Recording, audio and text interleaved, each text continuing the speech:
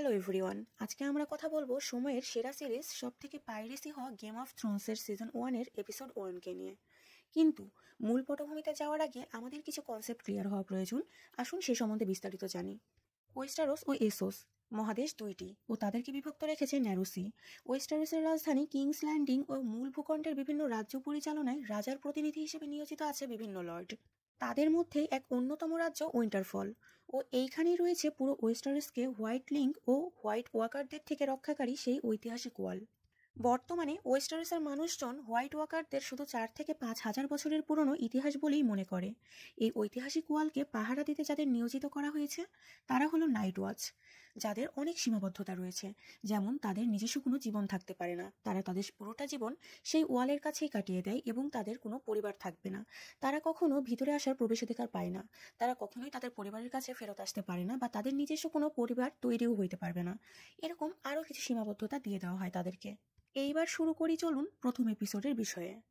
প্রথম এপিসোডে আমরা দেখতে পাই 3টি নাইট ওয়াচকে, যারা পেট্রোলিং এর জন্য ওয়ালের ওই পারে গেলে তাদের মধ্যে একজন পার্টিকুলার শেপে জঙ্গলে কিছু লাশ দেখতে পায়, যেইগুলা পার্টিকুলার ডিজাইনে সাজানো ছিল। সে বাকি দুইজনকেও দেখাতে নিয়ে আসে, কিন্তু তারা এসে কিছুই দেখতে পায় না। এমন সময় পিছন থেকে হোয়াইট ওয়াকার তাদের আতর্কিত হামলা করে বসে, এতে দুইজন স্পটেই মারা যায় এবং একজন পালিয়ে আসতে সক্ষম হয়। সে উইন্টারফলের ভিতরে চলে আসে, কিন্তু সৈন্যরা তাকে বন্দি করে নেয়, কারণ ওই যে নাইট ওয়াচারদেরকে ভিতরে আসার কোনো প্রবেশাধিকার ছিল না।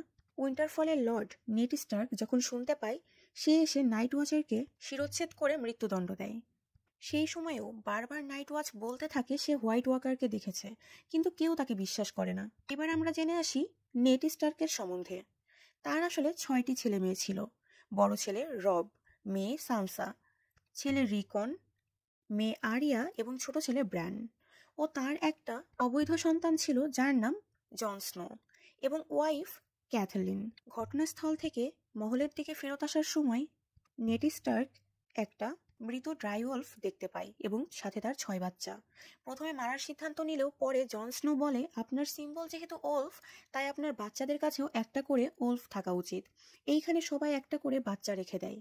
পরবর্তী সিনেই একটা লেটার এসে পৌঁছায় উইন্টারফলে। আচ্ছা, এখানে আরও একটা ক্যারেক্টারের সম্পর্কে আপনাদেরকে একটু জানাই। সেটা হলো থিওন রেজওয়ে, যার বাবা তাকে বেন রেজওয়ে একসময় বিদ্রোহ ঘোষণা করেছিল, যার ফলে তাকে পরাজিত করে পুত্র থিওনকে নেড স্টার্ক সাথে নিয়ে এসেছিল অ্যাজ এ জিম্মি করে, যেন দ্বিতীয়বার আর কোনো বিদ্রোহ না হয়। যাই হোক, মূল পটভূমিতে ফিরি। নেড স্টার্কের ওয়াইফ ক্যাথলিন নেড স্টার্ককে খবর দেয় জন অ্যারেনের মৃত্যু হয়েছে।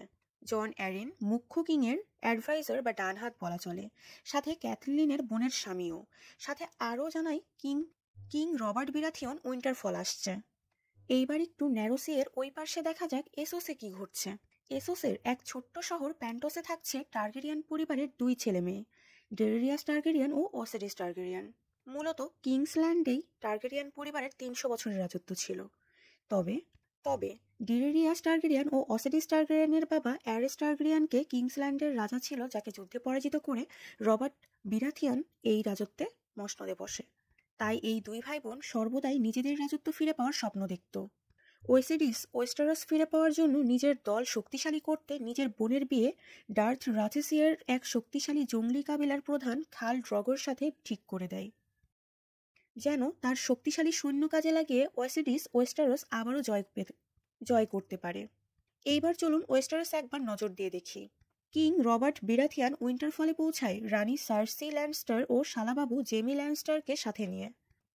কুইন পৌঁছানোর পরেই আগে তার ছোট ভাই টেরিয়ান ল্যান্ডস্টারের সন্ধান করে, যে কিনা উইন্টারফল মহলেই থাকতো এবং সে বামুন ছিল। তার সম্পর্কে যদি জানতে চাওয়া হয় তাহলে আসলে 2টি কথাই প্রযোজ্য: 1 নারীবাজ ও 2 নেশাখোর। ট্র্যাকে ফিরি।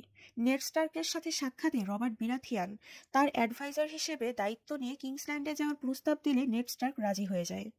এখানে জানা যায় নেড স্টার্ক এর সাহায্য নিয়েই আগের কিংকে রবার্ট ব্যারাথিয়ান হারিয়েছিল এবং নেড স্টার্কের বোনকে ভালোবাসত রবার্ট ব্যারাথিয়ান।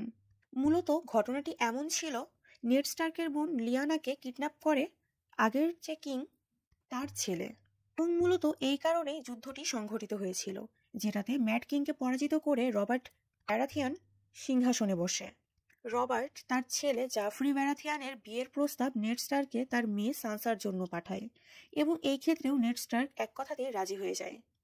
সেই দিন রাতেই জন অ্যারেন মানে রাজার এক্স অ্যাডভাইজার এর ওয়াইফ অর্থাৎ ক্যাথলিনের বোন লাইসা অ্যারেন তাকে আরেকটা চিঠি পাঠায়, যেখানে লেখা ছিল কুইন ও তার ভাই মিলেই জন অ্যারেনকে মেরে ফেলেছে এবং লাইসা ক্যাপিটাল ছেড়ে পালাচ্ছে, রাজার জীবনও হুমকিতে আছে। নেড স্টার্ক সমস্ত কিছু জানার পর সিদ্ধান্ত নেয় এর সত্যতা কতটুকু সে সেটা বের করেই ছাড়বে। এইদিকে অ্যাসোসে একটু নজর দেওয়া যাক। খাল ড্রোগো ও ড্যারেরিয়াসের বিবাহ সম্পন্ন হয়। এইদিকে ওয়েস্টারেসে নেড স্টার্কের ছোট ছেলে ব্র্যান, যে কিনা সবসময় দেওয়াল টপকাতে ও উঁচু উঁচু জায়গায় লাফ দৌড় করতে পছন্দ করে, সে একটা খালি টাওয়ারে উঠে পড়ে। এইখানে সে দেখে সার্সি ল্যান্ডস্টার ও জ্যামি ল্যান্ডস্টার, যারা কিনা নিজের ভাই বোন ছিল, তারা নিজেদের মধ্যে ইন্টিমেট সময় কাটাচ্ছিল। সার্সি ব্র্যানকে দেখতে পায় ও জেমিকে বলে ওকে ধরো, না হলে আমাদের সত্যটা সবার সামনে চলে আসবে। জেমি ও রানীর কথা মতো ব্র্যানকে সেই উঁচু টাওয়ার থেকে রানীর নির্দেশে নিচে ফেলে দেয়, যেন তাদের অবৈধ সম্পর্কের কথা কখনোই দুনিয়ার সামনে না প্রকাশিত হতে পারে এবং তারা যেন সেফ জোনে থাকে। মূলত এইখানে আমরা বুঝতে পারি লাইসা অ্যারেন কেন চিঠিতে লিখেছিল যে কুইন ও তার ভাই মিলেই জন অ্যারেনকে হত্যা করেছে এবং কিসের ভয় ছিল কুইন ও তার ভাইয়ের, যার জন্য জন অ্যারেনকে মৃত্যুবরণ করতে হলো। আসলে জন অ্যারেন কুইন ও তার ভাইয়ের বিষয়টি জেনে গিয়েছিল, যার ফলে কুইন ও তার ভাই এই বিষয়টিকে ধামাচাপা দেওয়ার জন্যই জন অ্যারেনকে হত্যা করে। এরপর কি হলো ব্র্যানের সাথে? সে কি বাঁচতে পারবে? জানাবো পরের গেম অফ থ্রোনসের দ্বিতীয় এপিসোডে।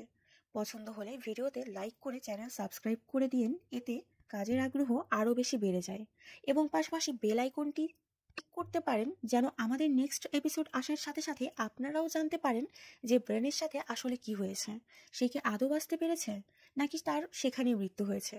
সবকিছু কিন্তু থাকছে দ্বিতীয় এপিসোডে, সো আমাদের সাথেই থাকবেন। আজকের মতো আল্লাহ হাফেজ সবাইকে।